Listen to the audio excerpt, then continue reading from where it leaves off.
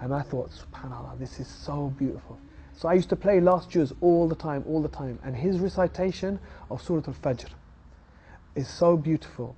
So first of all, it became my favorite verse just by the sound of it. He used to say at the end of Surah Al-Fajr, Ya ayyatuhan nafsul mutma'inna irji'i ila rabbiki radiyatan mardiyatan fadkhuli fi ibadi wadkhuli jannati. And the way Shaykh Saad Al-Ghamdī recites this, it just is so beautiful. I didn't know what it meant, but it became my favorite verses just by the sound. Then when I began to read and understand what it meant, every time I think about these verses, I just think one thing, that maybe we will hear Allah say this.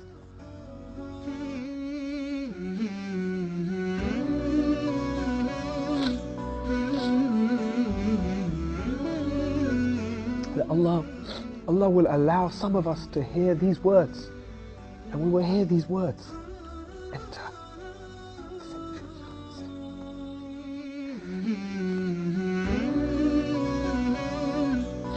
So this verse is very dear to my heart, because this is my hope, that we will hear this, and that my children and my parents will hear these verses.